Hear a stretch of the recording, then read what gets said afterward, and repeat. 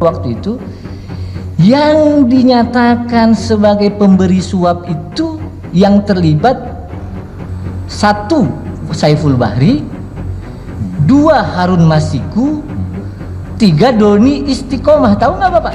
Kalau nggak tahu nggak apa-apa Pak. Saya tidak mengikuti persidangan. Tidak mengikuti. Kalau nggak mengikuti, saya balik pertanyaannya. Apakah saudara tahu bahwa dalam 2 putusan itu, setelah pemeriksaan semua alat bukti, tidak ada yang menyebut dan tidak ada keterlibatan Pak Hasto? Tahu nggak? Saya tidak mengikuti. Nah, jadi saya mau bilang, di penyelidikan saudara boleh aja, mau Pak Hasto ke, mau siapapun boleh aja. Ini juga suatu proses yang agak khusus, bahkan baru pertama kali terjadi seorang penyidik dari KPK kemudian menjadi saksi terhadap suatu peristiwa yang tidak dilihat, tidak didengar, dan tidak dialami secara langsung, sehingga kembali terbukti yang disampaikan banyak merupakan opini, bahkan bisa dikategorikan suatu konstruksi dengan tujuan-tujuan tertentu yang pasti itu memberatkan saya. Yang saya kaget juga disebut sebagai aktor intelektual.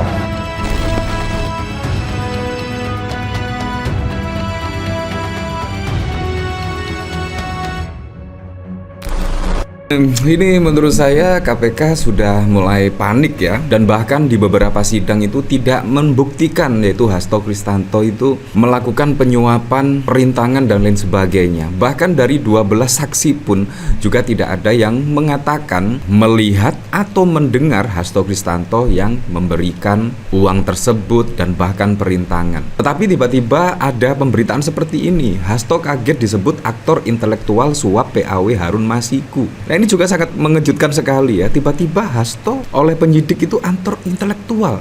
Padahal kalau kita lihat dari proses persidangan, bahkan tidak ada satupun saksi yang melihat, mendengar Hasto Kristanto melakukan perintangan penyidikan atau bahkan melakukan penyuapan dan lain sebagainya. Ini menurut saya terkesan dipaksakan, dan ini menurut saya ada pesan tersirat setidaknya terkait sidang Hasto Kristanto. Bagaimanapun Hasto harus menjadi tersangka dan ditahan.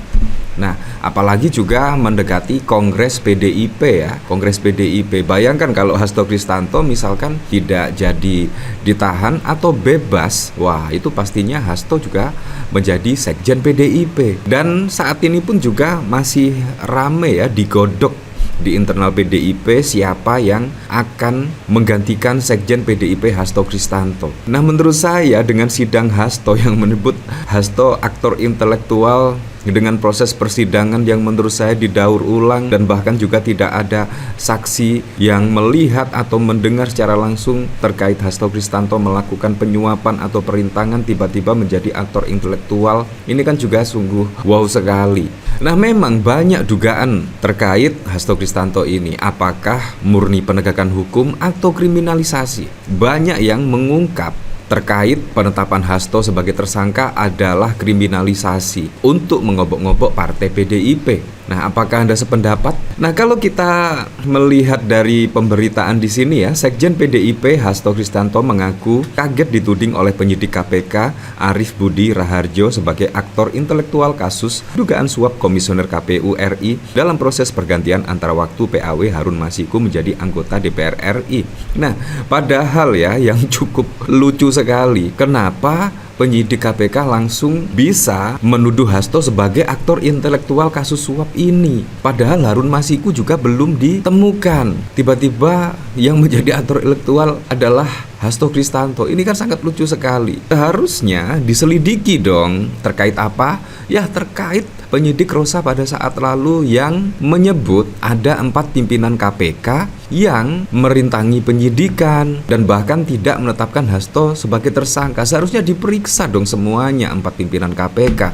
Apakah ada intervensi dan lain sebagainya. Seharusnya diperiksa dong. Bukan hanya satu pihak saja Hasto Kristanto. Seharusnya kenapa Hasto Kristanto tidak menjadi tersangka pada tahun 2020 yang lalu? Kenapa baru saat ini? Nah, seharusnya juga diperiksa. Kalau misalkan 4 pimpinan KPK tersebut merintangi penetapan Hasto sebagai tersangka dan lain sebagainya. Ada apa semua ini ya? Hasto menerangkan bahwa tindakan yang dilakukan hanya menempuh hak konstitusional dengan mengajukan judicial review ke Mahkamah Agung. Saya agak kaget juga disebut sebagai aktor intelektual hanya karena memberikan satu arahan kemudian melaporkan. Itu dianggap sebagai suatu aktor intelektual, ujar Hasto saat ditemui wartawan di sela persidangan di Pengadilan Tipikor pada 16 Mei. Padahal apa yang saya lakukan terhadap proses awal adalah suatu tindakan konstitusional sebagai hak resmi dari partai politik untuk melakukan judicial review ke Mahkamah Agung dan minta fatwa ke Mahkamah Agung, lanjutnya. Menurutnya, keterangan yang disampaikan oleh Arief sebagai saksi dalam persidangan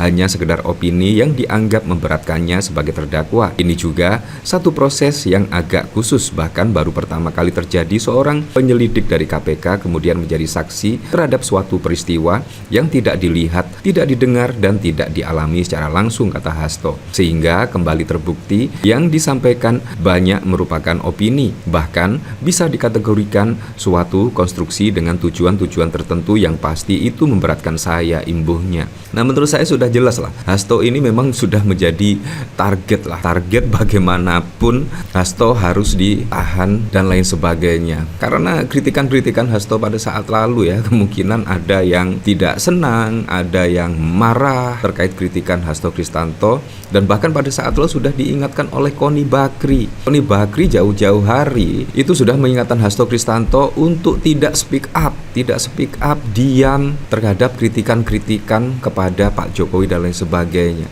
Dan ternyata benar apa yang diungkapkan oleh Koni Bakri. Hasto Kristanto telah 1 bulan Koni membocorkan hal tersebut, tiba-tiba menjadi tersangka. Nah, bahkan kalau kita lihat dari sini, wow, sungguh wow sekali. Kayaknya Hasto Kristanto memang target, dan bahkan ada yang menyebut Hasto sebagai aktor intelektual yang dimana Harun Masiku juga belum ditemukan hingga saat ini. Nah, ini kan sangat wow sekali ya. Kasus suap Harun Masikunya belum ketemu, Hasto Kristanto dituduh sebagai aktor intelektual. Ini sangat ngaco sekali kalau menurut saya ya. Nah, bahkan kalau kita lihat dari sini ya, jaksa sebut penyelidik KPK Arief tak saksikan langsung Hasto lakukan suap. Ya memang dari beberapa saksi yang dihadirkan itu tidak ada yang mendengar atau melihat Hasto Kristanto merintangi penyidikan atau bahkan melakukan suap. Jaksa penuntut umum dari Komisi Pemberantasan Korupsi KPK menyebut penyelidik KPK Arief Budi Raharjo tidak menyaksikan langsung keterlibatan Sekjen PDIP Hasto dalam kasus suap yang melibatkan Harun Masiku. Hal itu terjadi ketika jaksa menghadirkan Arief Budi sebagai saksi dalam perkara dugaan suap pada pergantian antar waktu PAW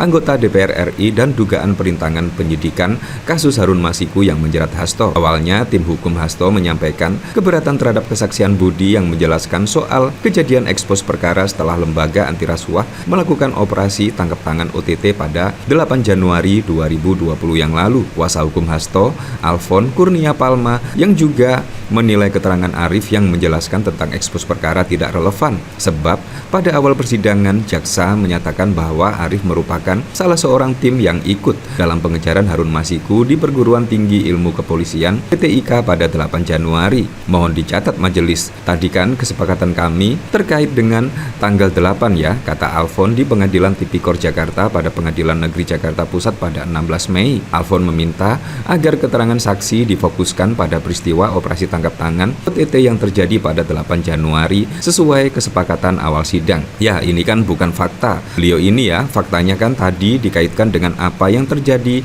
pada tanggal 8. Pertanyaannya adalah apakah itu relevan? Mungkin tolong difokuskan pada ini untuk di tanggal 8 saja, ujar Alfon. Ya seperti itulah, jadi memang ini sangat mengejutkan sekali ya, dimana tiba-tiba aktor intelektualnya disebut-sebut adalah Hasto Kristianto. Ya, kenapa kalau misalkan Hasto Kristanto adalah aktor intelektualnya ditetapkan tersangkanya ya pada tahun 2020 yang lalu? Seharusnya seperti itu, logika sederhana ya. Kalau Hasto Kristanto adalah aktor intelektualnya, kenapa tidak ditetapkan tersangka pada tahun 2020 yang lalu? Dan kalau misalkan ada perintangan terkait penetapan tersangka Hasto Kristanto oleh 4 pimpinan KPK, seharusnya juga didatangkan di persidangan siapa yang mengintervensi. Nah, seharusnya juga seperti itu, biar semua clear dan jelas ya.